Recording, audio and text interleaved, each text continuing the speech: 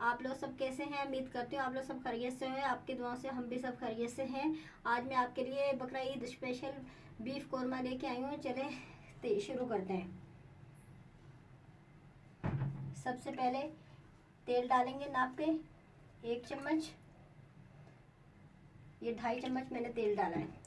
1 kilo का मैं beef बना रही हूँ, 1 किलो गोश्त का। नाज़रीन तेल गरम हो गया। ये 1 पाव मैंने प्याज काट के रखे हैं लंबे लंबे स्लाइस में। सबसे पहले हम प्याज फ्राई करेंगे।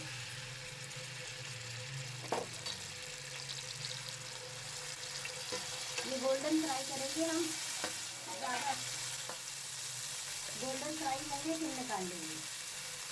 नाज़रीन प्याज गोल्डन फ्राई हो चुके हैं, अब हम इन्हें निकाल लेंगे।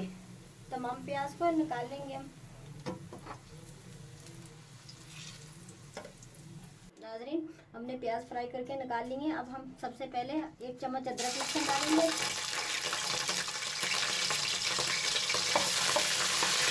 इसी के साथ 5-6 लौंगे हैं, 15 से 20 काली मिर्चें ये डालेंगे। 2 से 3 तेजपात है ये डालेंगे। 2 बड़ी इलायची है, 5-6 छोटी इलायची ये मैंने कूट के रखी है ये डालेंगे। इससे कूट के रखने से फ्लेवर ज़्यादा अच्छा आता है। ये 2 इंच के दालचीनी के पीस हैं ये डालेंगे। इनको थोड़ा सा फ्राई करके, ये फ्राई हो गया, खुशबू आने लग गई। ये हमारे पास हड्डी के साथ 1 किलो बीफ है, ये हम अब डालेंगे।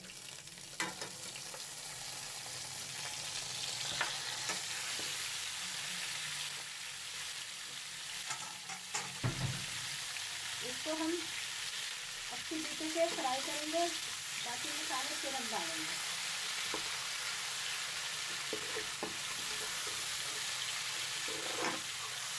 ताकि इसको अच्छी तरीके से फ्राई करेंगे, इसकी पीस गोश्त की ख़त्म हो जाए।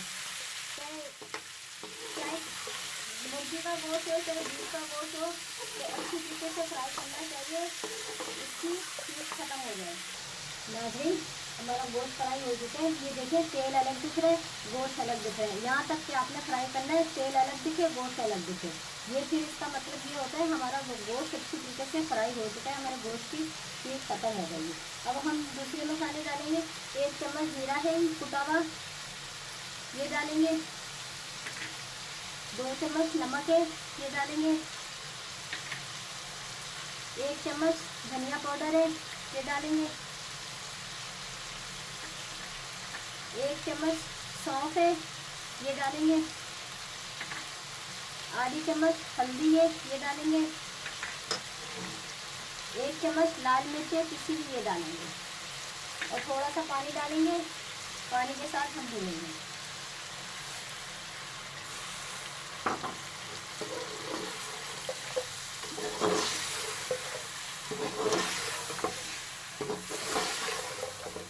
देखिए हमारे कोरमे का माशाल्लाह से बहुत प्यारा कलर आ रहा है। अब इसको थोड़ी सी देर अभी हम भूनेंगे मसालों को। मसाले के भूनने के बाद फिर हम दही डालेंगे। नाज़रीन 3 से 4 मिनट हो गए हमें मसाला भूनते हुए। अब इसके बाद हम डालेंगे 1 पाव हमारे पास दही है ये हम डालेंगे।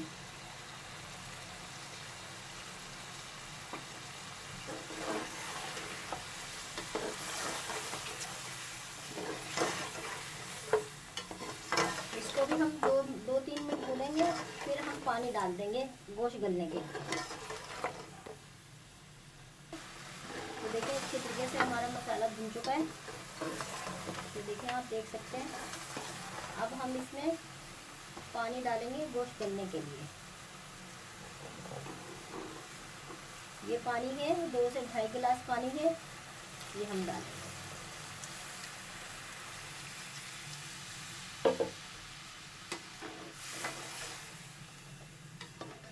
अच्छी तरीके से मिक्स करेंगे हम गोश्त। नाज़रीन आप देख सकते हैं मसाले तेज़ नहीं है, माशाल्लाह से बहुत प्यारा कलर आया कोरमे का। नाज़रीन हमारे गोश्त को उबाल आ चुका है। अब हम इसे 1 से 1.5 घंटे के लिए हल्की आंच पे गलने के लिए छोड़ देंगे। 1 घंटा हो गया हमारा गोश्त गलते हुए। ये देखिए हमारा गोश्त नाज़रीन 1 घंटा हो गया हमारा गोश्त गलते हुए। देखिए माशाल्लाह से बहुत अच्छा गोश्त गल चुका है। अब हम इसमें ये मैंने प्याज ब्राउन करके रखे हुए थे 1 पाव, ये मैंने कुंडी में कूटे, ये मैं अब डालूंगी।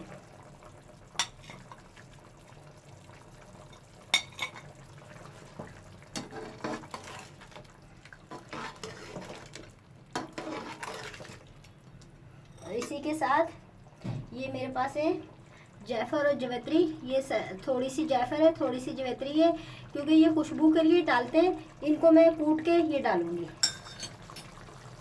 ये जायफल जवित्री मैंने कूट ली है, ये डालेंगे आखिर में। और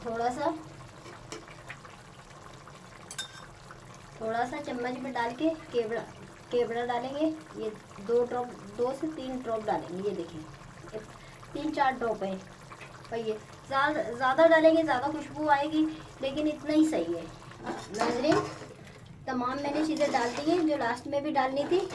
अब इसे हम 5 मिनट पकाएंगे ढक्कन ढक के। फिर फाइनली अदरक काट के स्लाइस डाल के फिर उतार लेंगे। 5 मिनट हो चुके हैं।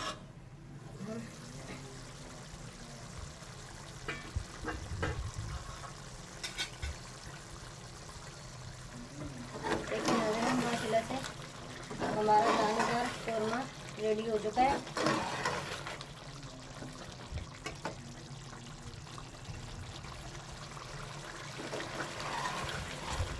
बस थोड़ा सा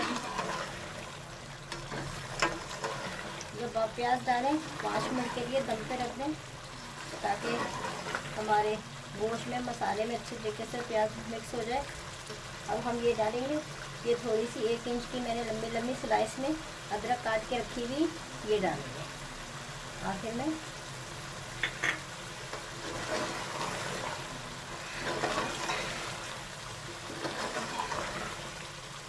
कौरमे बहुत सारा होता है, बहुत सारा तेल डाल देते हैं, घी बहुत सारा डालते हैं। वैसे तो ख़ास तौर पे घी में ही बनता है। अगर घी में नहीं बनता तो तेल में भी बना लेते हैं। घी में नहीं बनाया, मैंने तेल में बनाया है। आप चाहे तो घी में बना सकते हैं, जैसे ख़ास तौर पे घी में ही बनता है कौरमा। ये देखिए माशाल्लाह से हमारे साइडों में तेल आ गया, कौरमा हमारा बिल्कुल तैयार हो गया। अब हम चूल्हा बंद कर देंगे। अगर मेरी वीडियो अच्छी लगे तो सब्सक्राइब कीजिएगा, शेयर कीजिएगा, लाइक कीजिएगा। अल्लाह।